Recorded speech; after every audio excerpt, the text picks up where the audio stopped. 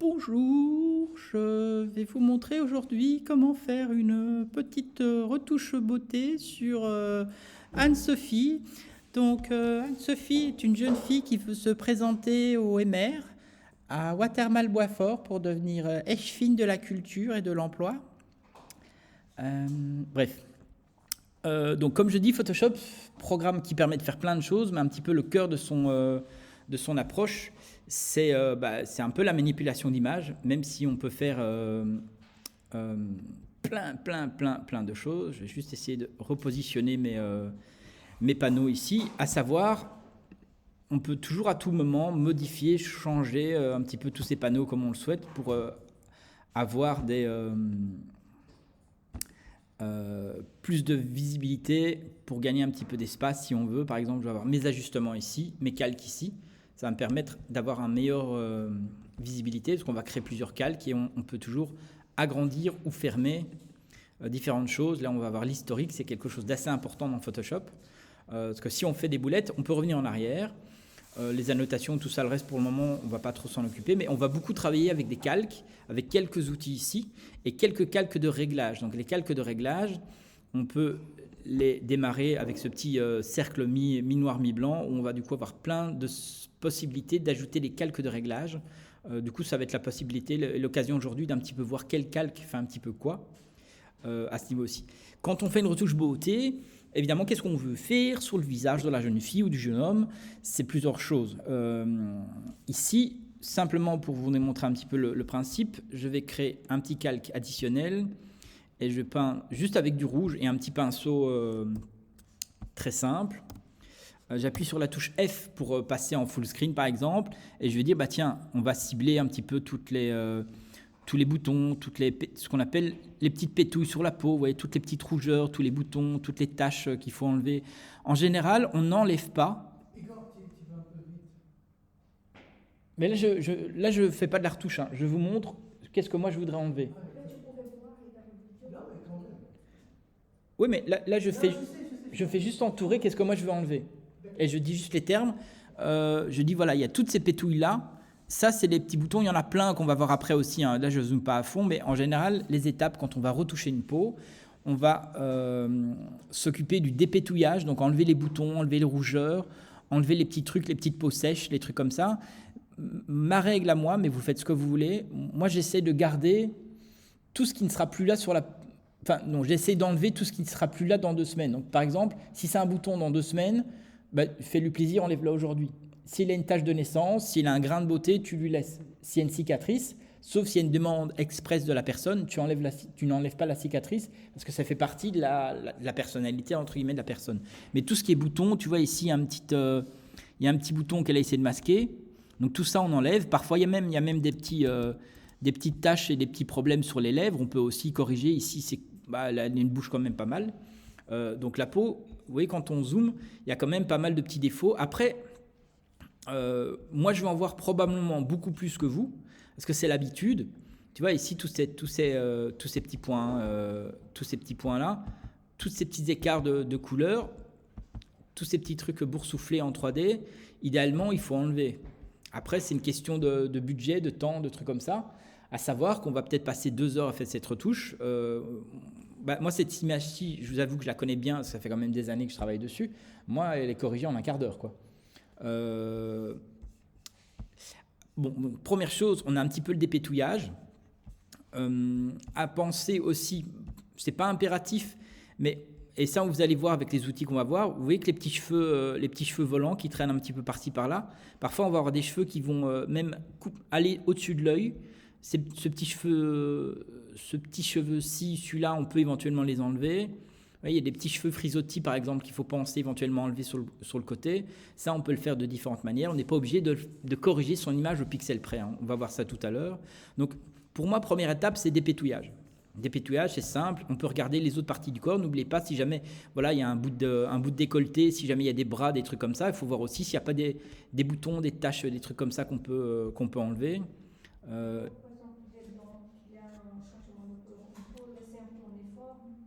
Ça, oui, justement, ça c'est une étape où on va faire aussi les dents, donc on va faire une retouche beauté complète. Hein.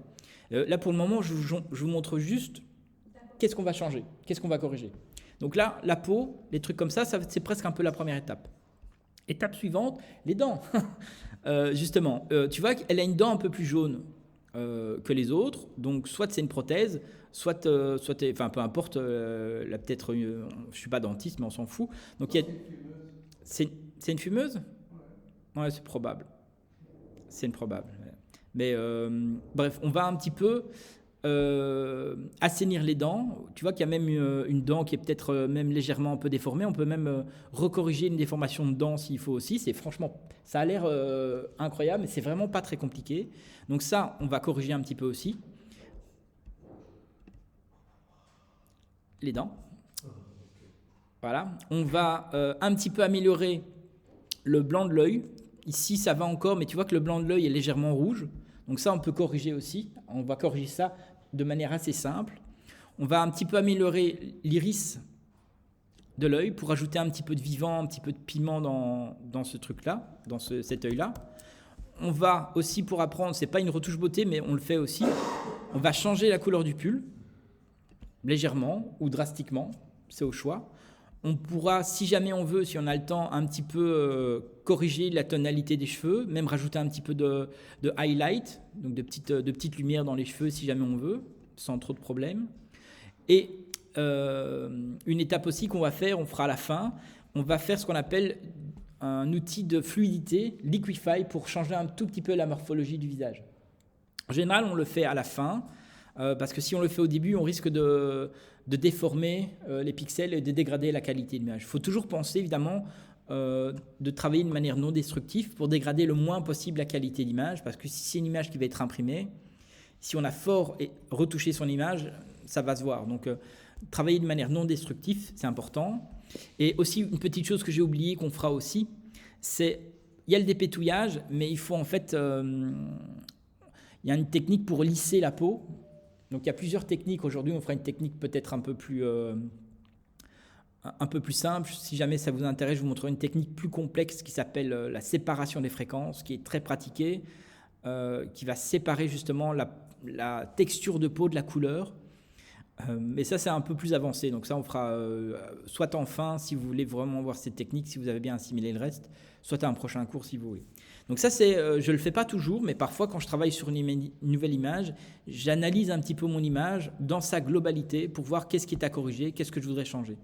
Le fait de changer la couleur du pull, c'est un choix. Hein. Donc là, ça peut être votre client qui dit, bah tiens, le pull, il ne doit pas être mauve fuchsia, il doit être rose, par exemple, ou il doit être bleu, il doit être rouge. Ce n'est pas un impératif d'édition. Donc moi, ce calque-ci, c'est juste un calque de repérage que je fais de temps en temps, mais maintenant, je commence à connaître un petit peu le travail que j'ai à faire, donc je ne le fais pas systématiquement. Ah oui, tout ça, on va faire enfin avec l'outil fluidité, on va pouvoir transformer le visage. Moi, j'essaie évidemment pas trop transformer le visage parce que la personne doit se ressembler à elle-même, évidemment. Et toujours aussi, si jamais vous travaillez avec des personnes un peu plus âgées, des vieux comme toi et moi, ils vont souvent demander « Tu peux pas m'enlever 20 ans ?» Alors oui, je peux, mais toi, ça va te faire plaisir, mais ton entourage va se foutre de ta gueule. Donc enlever un petit peu, atténuer les rides, ça passe, mais n'enlevez pas 20 ans à une personne sur une photo, parce qu'elle va être ridicule, et encore moins si c'est une photo professionnelle pour un LinkedIn ou un truc comme ça. Drelin. Pardon. Page. Ah oui, c'est le petit signal pour tourner la page. Donc, comment faire pour travailler de manière non destructive ? Déjà, on ne travaille jamais sur son image d'origine, jamais sur ses pixels d'origine. Donc, soit on convertit son calque en calque dynamique, en Smart Object ou autre, mais il y a certaines limitations dans ce cadre aussi. Soit on fait une copie. Donc moi, pour faire une copie, je fais commande ou contrôle sur PC J. Ça fait un double de mon calque. Mais commande J sur Mac et contrôle J sur PC. Donc ça fait un double de mon calque. Si jamais on a une sélection, je vous rappelle que ça fait un double du contenu de cette sélection, pas du calque en entier. Donc ça, de nouveau, c'est les petits raccourcis clavier que vous avez à apprendre petit à petit. Et aussi, on va apprendre avec les outils de retouche. J'aime bien aussi travailler, donc ça va être ma référence qui ne va jamais bouger. Ça va être un calque de travail sur lequel éventuellement on peut travailler en pixels. Mais il y a certains outils, on peut travailler sur des calques vides. Et par exemple, il y a un outil que j'aime vraiment beaucoup pour enlever justement ces petits boutons. C'est ici, cette espèce de petit sparadrap, le Spot Healing Brush Tool. Je ne suis pas sûr de son nom en français. Voilà, outil correcteur, parce que je ne sais pas, parfois c'est traduit par des malades mentaux. Et c'est pour ça que je ne travaille pas avec des versions françaises et des trucs comme ça, c'est parce que aussi les traductions sont mal faites. Parfois on a le même outil qui porte 2 fois le même nom. Parfois on a un outil qui se retrouve dans un menu et il se retrouve ailleurs dans un autre menu. Donc c'est un peu le bordel. Mais en gros, cet outil de correction des tons directs, le Spot Healing Brush, on voit, c'est un outil un petit peu intelligent qui va essayer de repérer les éléments perturbateurs sur l'image et il va les enlever. On a 3 options, Content Aware en tenant compte du contenu, créer la texture et en tenant compte de la proximité. 9 fois sur 10, le plus efficace, c'est le Content Aware. Les autres options, les modes de fusion, on ne change pas. Ici, on ne change pas non plus. Ça, c'est si jamais on a une tablette graphique où du coup, on peut influencer la taille du pinceau avec la pression de la tablette graphique.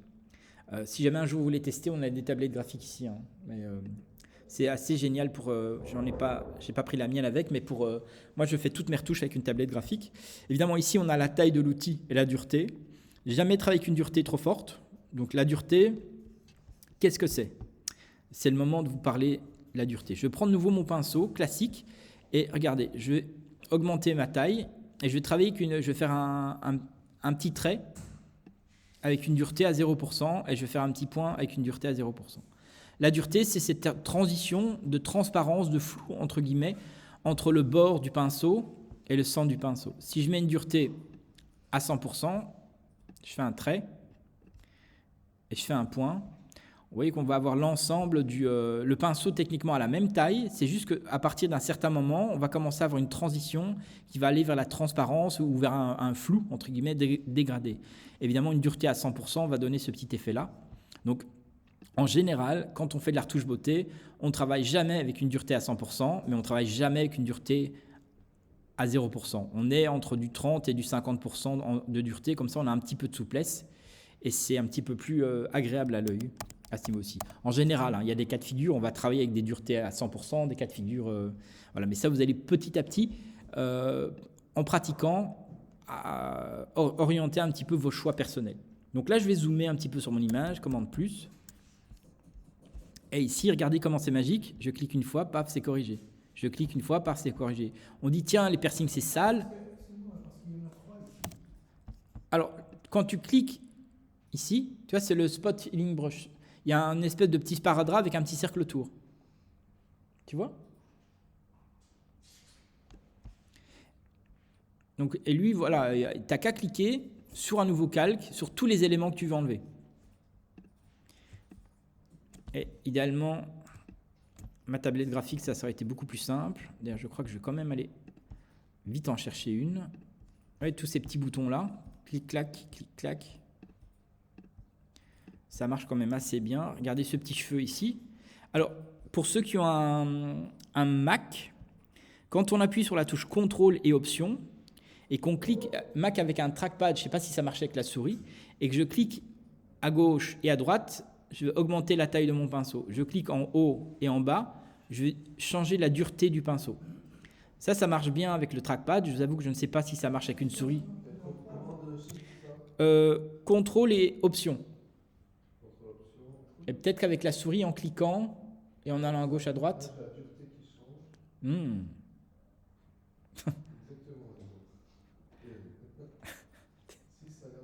Ok, donc c'est avec la souris en cliquant. En fait, c'est au bas, c'est la dureté, et gauche-droite, c'est la diamètre. Ouais. Il faut toujours rester appuyé sur... Tu restes appuyé sur les deux touches, contrôle et option, comme ça tu peux changer à la volée ton réglage.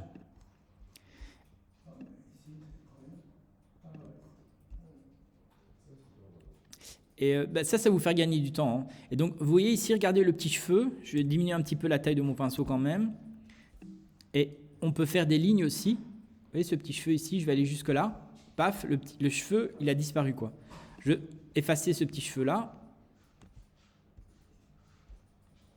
Et je vais continuer à un petit peu dépétouiller tout ce qui me paraît un petit peu superflu sur cette image-ci. Oui, ça marche assez bien, hein. Si jamais il y a une cicatrice, si jamais il y a des poussières, ça marche. Cet outil ne marche pas que pour la peau, hein. Si jamais tu vois, il y a un pull avec des pluches, des poussières dessus, des fils gênants, c'est vraiment un outil assez intelligent à ce niveau aussi. Après, il y en a d'autres, mais celui-ci est quand même assez. Chez moi, ça marche pas. Alors, pourquoi ça marche pas? Tu dois peut-être cliquer ici. Il y a une option à cliquer, échantillonner tous les calques. Il doit être coché. Parce que si jamais ton calque est vide, il n'a pas de pixel sur lequel se baser. Et si tu coches là, il va du coup tenir compte du calque du dessous pour corriger. Attends, j'arrive, Samy. Hop là. Tout en haut au milieu, dans ce Échantillon. Ok, on va voir. Mais ton pinceau il est beaucoup trop grand. Si ça marche, ça marche. Mais là, ton pinceau il est vraiment très fort. C'est pas grave.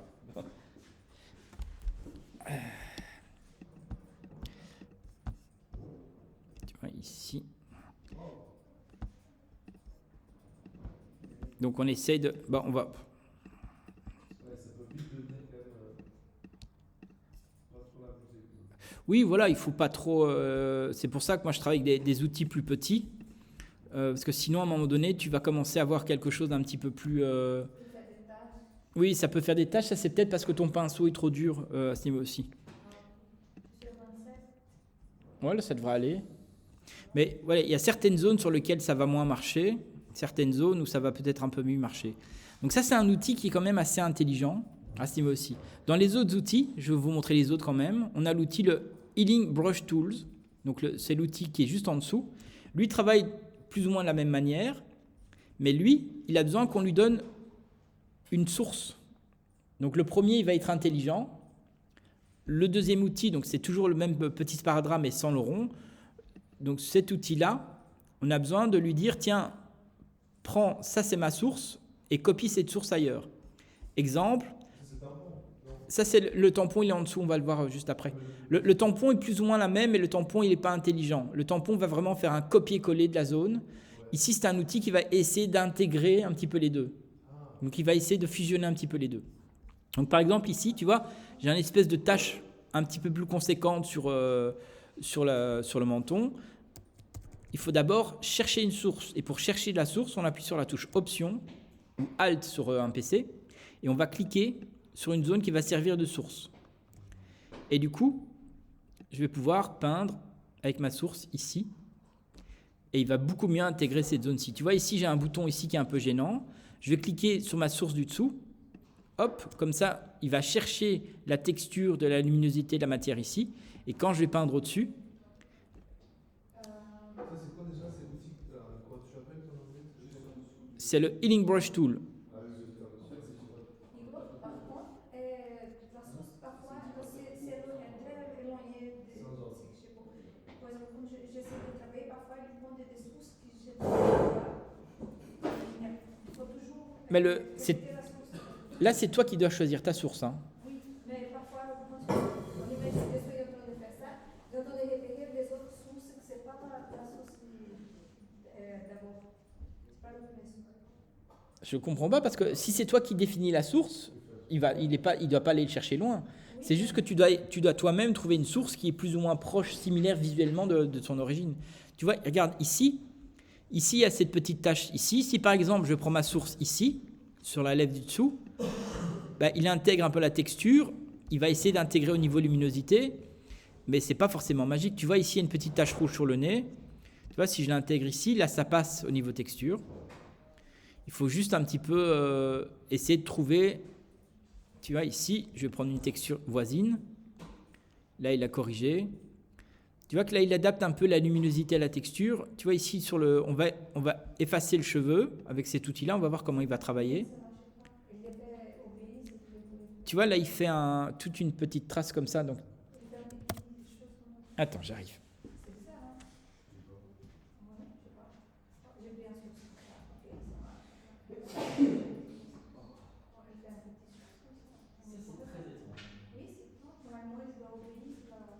Obéis.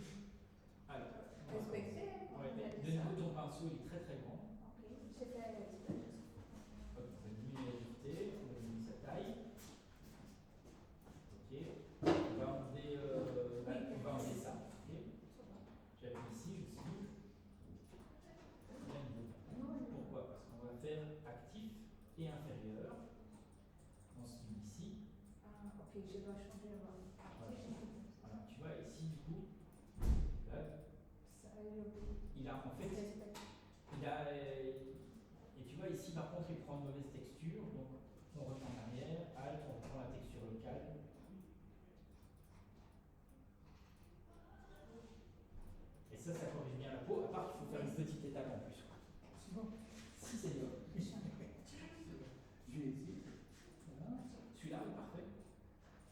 Ça c'est normal, tu as cliqué une fois trop, on s'en fout.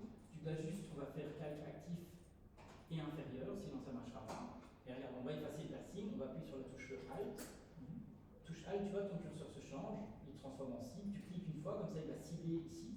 Et du coup, tu vois, quand tu vas peindre ici, voilà. Et tu vois quand il te montre où est ta cible, et il va te dire, mais par exemple, regarde, si tu as mis ta cible ici, tu veux corriger sur le dedans, et que tu cliques par exemple ici, si jamais tu vas trop haut, tu vois qu'il va prendre la texture de la gencive, quoi, tiens. Donc là, il faut faire attention, tu prends ta texture. Donc ça, c'est un outil un petit peu plus intelligent, qui marche plus ou moins bien, mais pas toujours. Parce que ici, vous voyez, quand je veux enlever le cheveu, ben là, il crée une succession de textures qui est pas jolie. Même si je prends la texture à côté, là, ça passe déjà un petit peu mieux. Donc, il faut essayer de cibler des textures qui sont proches de la zone qu'on veut utiliser, qu'on veut corriger. Tu vois, ici, les petits trucs un petit peu en relief sur le front, on va essayer de corriger un petit peu ici aussi, pour enlever ça. Pareil ici, ce petit cheveu-là, je vais diminuer la taille de mon pinceau qui est trop grand. Hop. Ici. Hop.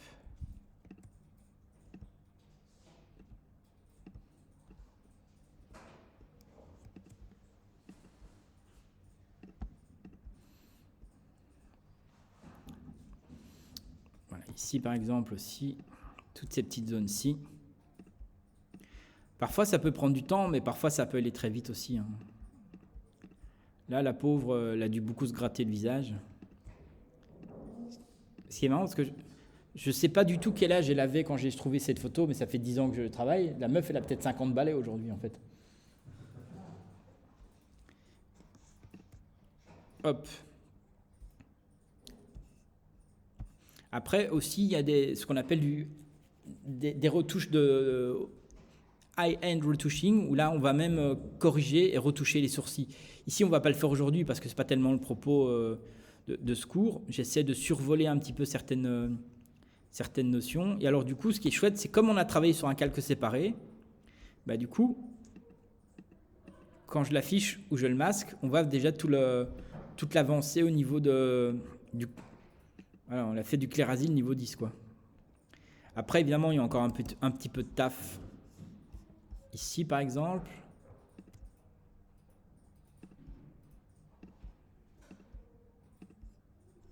là, dans les autres outils d'options, on a aussi l'outil, vous voyez, Patch Tool.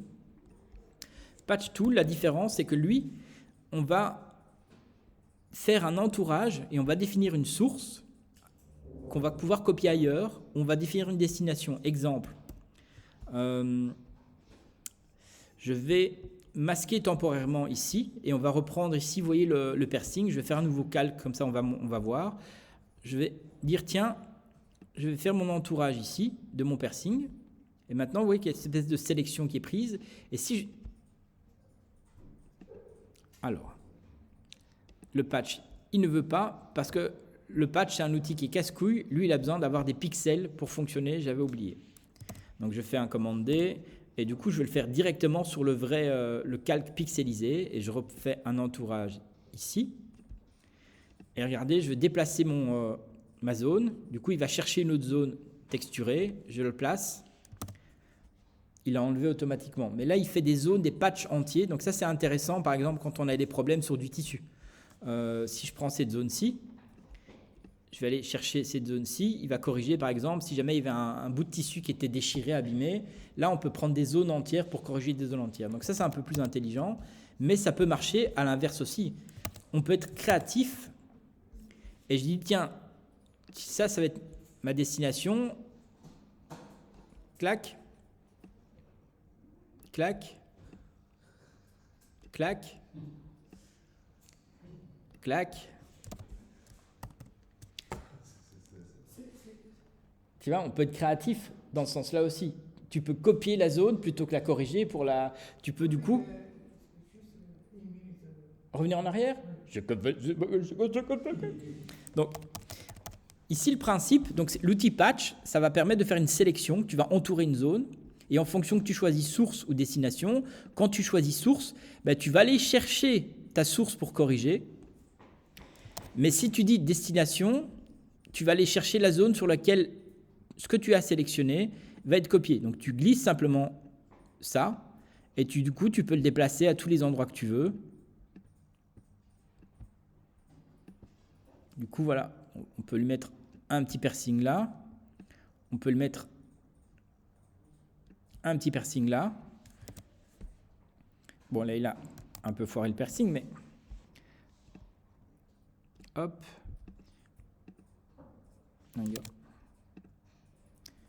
Voilà, on peut être créatif comme ça si on veut aussi avec cet outil-là. Après, il y a d'autres méthodes, mais si ça marche, ça marche, quoi. Donc l'outil patch, voilà. On a dernière option, mais celui-là, je ne vais pas vous le montrer aujourd'hui. C'est un outil qui fait un peu la même chose, mais qui permet de supprimer ou de multiplier, mais c'est un petit peu la même chose, à part qu'il est parfois un petit peu plus intelligent, mais on verra ça avec un autre exemple. La dernière chose que je voudrais vous montrer pour les outils de correction ici, c'est l'outil tampon. L'outil tampon, c'est un outil qui va être universel. Vous allez le trouver dans quasiment tous les programmes de retouche d'image, parce que les outils que je vous ai montrés pour le moment sont presque exclusifs, même s'il y a des copies sur d'autres softwares. C'est des outils qui sont presque exclusifs à Photoshop. L'outil tampon, c'est un outil qui est devenu presque universel maintenant. Il est partout. L'outil tampon, on peut aussi de nouveau travailler sur un calque vide. Comme ça, on va juste voir qu'est-ce qui se passe. Il faut toujours bien cocher le calque actuel et le calque du dessous. Et l'outil tampon, il faut aussi lui donner une cible. Donc toujours, j'appuie sur la touche Option. Je vais cliquer ici, au-dessus du nez. Et je vais aussi, par exemple, corriger ici. La différence avec l'outil tampon, c'est que l'outil tampon, il ne va pas essayer d'intégrer la correction. Il va copier-coller. Ça, c'est la grosse différence. Exemple, si je reviens ici et que je prends par exemple, je cible ma dent, donc ça c'est ma source, et que je vais commencer à peindre ici, on va commencer à installer une dent dans le nez, quoi. Mais du coup, il ne va pas l'intégrer avec le reste, il va vraiment copier des pixels, à part que ça va être visuel. Ça c'est l'outil tampon, d'ailleurs c'est dégueulasse. Mais voilà, du coup, voilà, si vous voulez faire une continuité de gencives, de dents au-dessus, bah, vous pouvez... Non, c'est pas ça, Igor. Cible, tac, oui. Oui, ça s'enregistre, oui. Oui, elle est en train de s'enregistrer. Mais donc, l'outil tampon, c'est un outil qui va copier-coller au pixel près. Contrairement aux autres outils qui vont être plutôt des outils correcteurs, c'est leur taf. OK. Bon, ici... Donc après le dépétouillage de peau, on peut continuer un peu si on veut. Je vais garder ici. Hop. Diminuer. Idéalement, il y a encore plein de zones à corriger. Il existe même un petit truc, si jamais vous voulez savoir quelles sont les zones qui sont encore à corriger au niveau rougeur. C'est juste un petit truc que je vous montre, il ne faut pas le pratiquer à chaque fois. Mais pour voir où sont les défauts de la peau, on va créer temporairement un calque de filtre. Donc c'est un calque de réglage avec le filtre noir et blanc. Il va transformer l'image en noir et blanc. On va juste masquer ça au-dessus, évidemment. Comme ça, on va voir du coup. Et on peut voir, en accentuant les rouges, tous les défauts de la peau. Regardez, je vais assombrir les rouges. Et là, vous commencez à voir tous les problèmes. Tout ce qui est sombre, tout ce qui est noir comme ça, c'est techniquement des défauts de la peau à corriger. J'ai baissé la luminosité du rouge. Il ne faut pas aller trop trash parce que sinon on ne voit plus rien. Mais voilà, si on va par exemple ici, et je vais mettre mon calque au-dessus de mon dépétouillage, vous voyez que j'ai quand même déjà corrigé pas mal. C'est les zones que j'ai corrigées. Maintenant, on voit qu'il y a encore pas mal de zones à corriger. Donc du coup, si jamais ça peut vous aider visuellement, vous pouvez travailler comme ça aussi, en disant, tiens, ça, on va corriger. Ça, c'est un grain de beauté, je vais le laisser. Mais du coup, vous voyez tous les petits contours. Tout ça, c'est les petits contours des zones que j'ai corrigées, qu'on peut continuer un petit peu à améliorer, si on veut. Et de mon temps, on corrigeait les photos au pixel près comme ça. Parce qu'on prenait beaucoup plus de temps avec d'autres méthodes qui étaient moins sophistiquées, mais on pouvait corriger un petit peu tout ça. Vous voyez, tous ces petites rougeurs-là, paf, ça, paf.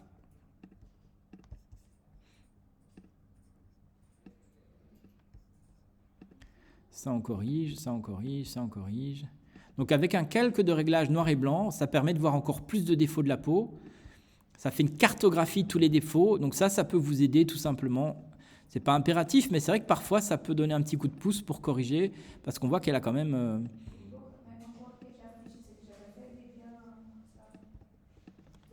c'est parce que ton calque noir et blanc, il est en dessous. Tu dois juste monter ton calque, le mettre au-dessus. Tu vois, j'ai eu le même problème. Regarde, si je mets le calque au-dessus, ça c'est tout mon dépétouillage. Si je mets mon calque noir et blanc, et du coup, tu vois qu'il y a quand même pas mal d'améliorations. Et puis évidemment, il y a encore du taf, hein, mais on va pas...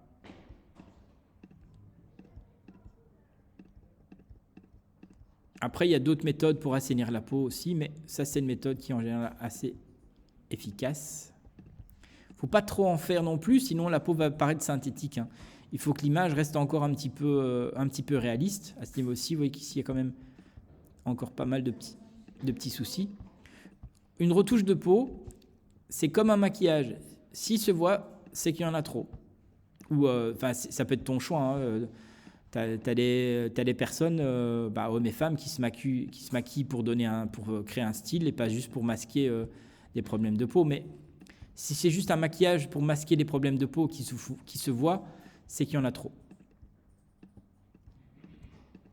Ici, par exemple, je commence à avoir un petit peu une texture trop molle qui va arriver dans cette zone-ci.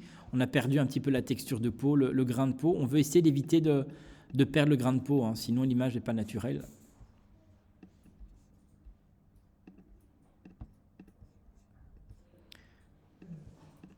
Oui. On prend une personne normale. Ouais. Toi, par exemple. Ouais. Mais on veut le transformer en monstre. Ouais. On peut le faire avec ça. Avec l'outil fluidité, on peut transformer les personnes en monstres, mais je vous montrais tout à l'heure l'outil fluidité. On va faire une version soft beauté, et on va faire une version un peu plus freaky si tu veux. Ah oui, on peut faire un petit... Halloween c'est passé, mais pour Halloween prochain...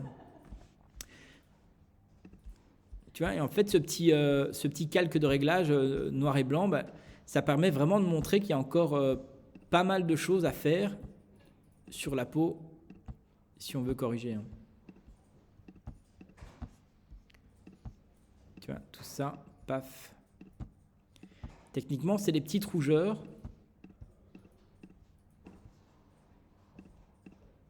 Mange trop de chocolat, la jeune fille. Et comme... Probablement pas du chocolat belge en plus.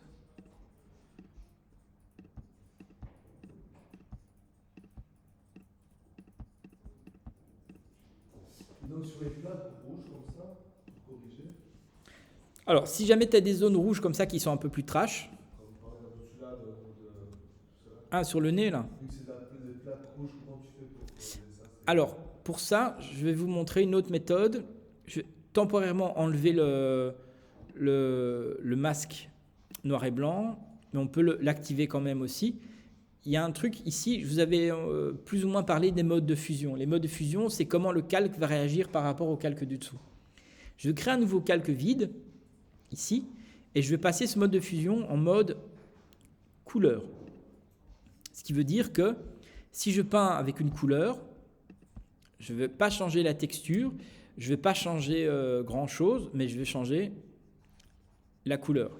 Exemple, ici, le pull, tu vois, j'ai un bleu. Si je peins ici, ce n'est pas un bleu très saturé, mais tu vois que du coup, je peux adapter une couleur. Et pourquoi il ne le montre pas? Ah oui, parce que je suis avec l'outil, je suis débile, je ne suis pas avec l'outil pinceau, je suis avec l'outil correction des tons. Donc, je vais juste revenir en arrière.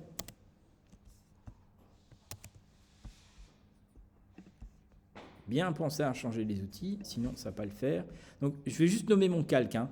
Je vais l'appeler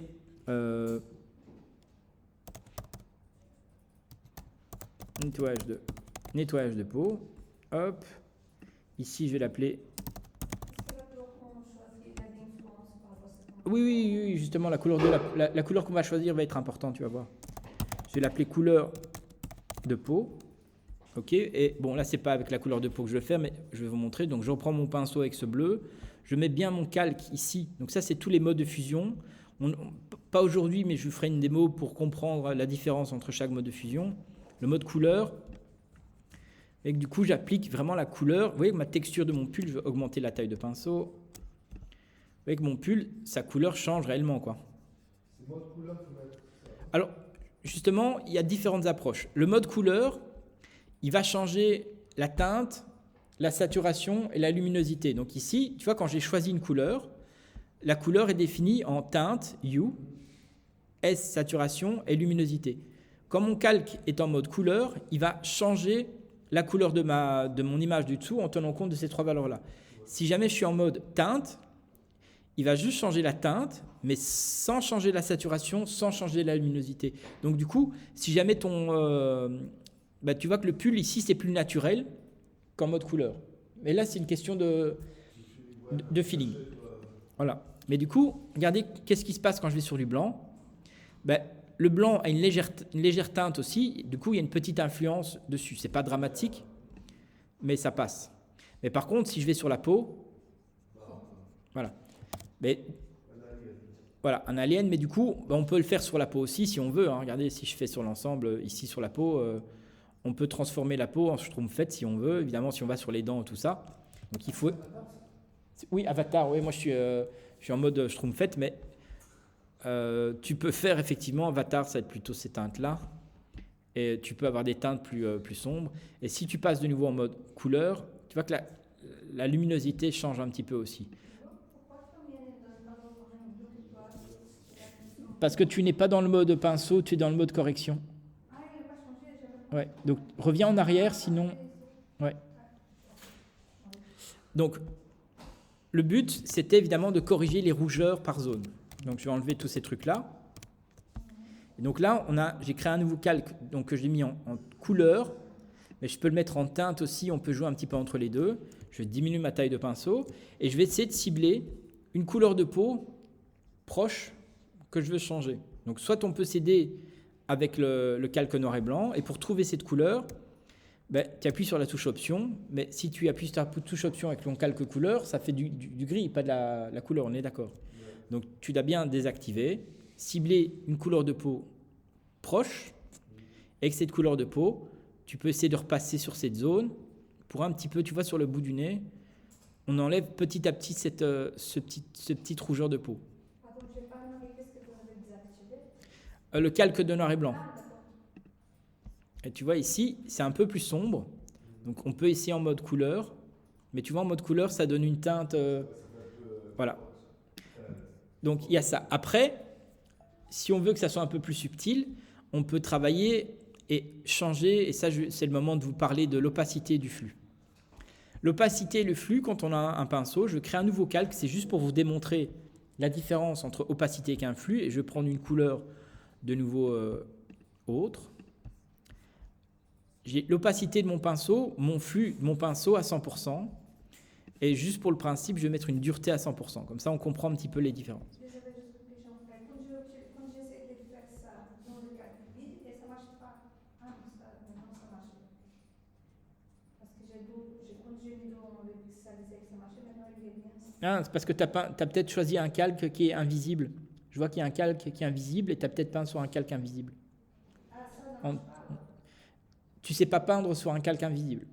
Il faut prendre sur la... Non, il était invisible, il était masqué. Ça ne veut pas dire qu'il n'y avait pas de pixels, ça veut dire qu'il était masqué. Ah, ok, il était caché. Il était en steak caché. Donc si je fais un trait ici, vous voyez qu'on a une opacité à 100%, on a un flux à 100%, une dureté à 100%. Si je mets mon opacité à 10%, comme ça vous allez voir, 15, peu importe, 11, 12, on a une opacité, et si je clique et je repasse dessus, je vais compléter, je clique, je repasse dessus, et chaque fois que je passe une fois, mais si je passe et que je passe plusieurs fois au même endroit, je vais jamais, voilà, sans décliquer, sans recliquer, je vais jamais dépasser l'opacité de 11%. Mais si je reclique une deuxième fois, je vais rajouter 11% d'opacité. Je reclique, je reclique, je reclique, je reclique. Donc ça, c'est l'opacité. Le flux, c'est différent. Je vais mettre un flux à 10%. Et en dessous, je vais faire un trait. Vous voyez qu'on voit un petit peu plus. En fait, un pinceau, c'est pas des lignes, hein, c'est des points qui chevauchent. On peut rassembler les points pour que ça soit un peu plus net ou pas. Mais si je fais un trait plus rapide, le principe est presque le même. Mais regardez, si avec mon flux à 10%, si je clique et je ne relâche pas et que je continue à passer sur la même zone, c'est comme si on ouvrait un robinet en continu et qu'on rajoutait chaque fois que je survolais sur la même zone 10%. Donc du coup, même si je fais un flux très bas, et moi quand je fais de la retouche, je fais des flux très très bas pour pouvoir faire des touches très graduelles, tu peux du coup construire ta couleur très progressivement et très doucement. Mais tu peux combiner un flux très bas avec une opacité basse aussi. Je vais mettre une opacité voilà, à 40%. Et ici, je commence à cliquer. Du coup, si tu veux faire un dégradé plus progressif, c'est beaucoup plus doux. Et tu vois, petit à petit, tu vas commencer à faire des trucs plus graduels si tu as le besoin. Donc là, tu vas avoir un contrôle sur l'opacité. Mais du coup, j'ai beau passer, je vais jamais, même si je passe comme ça pendant très très très longtemps, je ne vais jamais dépasser une opacité de 42%. Tu peux combiner les deux. Si je relâche et que je reclique, ben je vais rajouter, et là je vais rajouter 42%. Si je relâche, je reclique, ben à un moment donné, on va arriver à 100% d'opacité aussi. Tu vois, au centre, on commence à arriver petit à petit à 100% d'opacité. Hop. Donc là, du coup, c'est graduel, c'est progressif, tu as un contrôle. Et quand on fait une vraie retouche beauté, idéalement, surtout quand on va peindre avec de la couleur, on essaie justement de peindre avec un flux et une opacité plus basse. Je vais quand même un petit peu augmenter mon flux. Comme ça, du coup, toutes les zones que tu penses avoir besoin de corriger. Ici, par exemple, tu vois, là, mon flux est déjà trop fort. Mon opacité aussi. Diminuer. Et j'ai diminué ma dureté. Hop. Tu peux corriger, du coup, des zones comme ça un peu plus... tu vois, ici, il y avait encore, par exemple... Après, il faut voir, oui, c'est trop un petit. Ah, ben évidemment, ne pas peindre avec du bleu. C'est pas une bonne idée de peindre avec. Voilà. Prenez bien un ton de peau qui vous convient.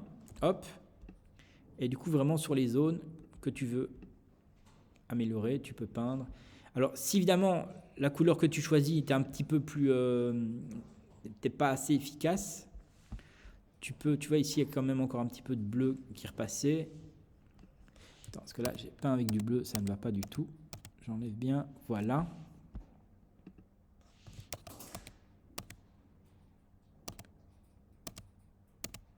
Ok. Tu vois, donc du coup, ici, ça va un petit peu atténuer. Il vaut mieux faire de manière progressive pour un petit peu atténuer que de manière graduelle. Après, il y a une autre méthode, mais ça, je vous la montrerai en fin du cours si jamais on a le temps, si jamais vous voulez, pour vraiment avoir un contrôle. C'est une peau, ce qu'on appelle high hand. Et ici, je vais reprendre mon outil de correction parce que mon petit piercing. Voilà. Et tu vois le petit côté nez un peu rouget, comme ça, il a un petit peu. Je ne sais pas si vous allez le voir sur cet écran, où il disparaît un petit peu. Ok. Je reprends B pour brush. Et voilà, tu peux donner une teinte un petit peu plus harmonieuse sur le reste de ton image si tu veux. Pour déjà une petite correction, tu vois là un petit peu le front un peu rosé, ça va réchauffer un petit peu ce front-là.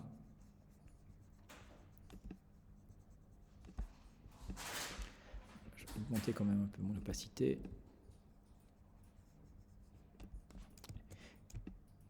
Pas négliger les paupières.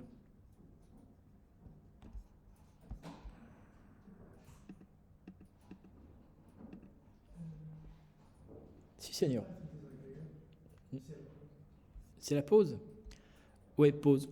Comme ça, on a déjà fait, donc, pour le moment, le dépétouillage. On a fait un petit peu une coloration de peau. Alors, si jamais on veut voir qu'est-ce qui se passe depuis l'origine ou pas, vous voyez les petites neuils là qu'on a ici, ben, on peut du coup masquer ou désactiver les calques. Donc, par exemple, si je clique ici sur chaque œil, ça les affiche ou pas. Mais si, par exemple, j'appuie sur ma touche Option ou Alt et que je clique sur un œil, ça n'affiche que ce calque-là et ça masque les autres. Donc du coup, ça va vous permettre, ici on n'a pas fait encore grand-chose, on a fait un petit peu de coloration et un petit peu de dépétouillage, mais ça permet vraiment de voir avant-après. Donc ça, c'est déjà dépétouillage et une petite légère correction de peau. On fera une autre correction de peau plus complète tout à l'heure. Première vidéo, je l'arrête, on va en pause.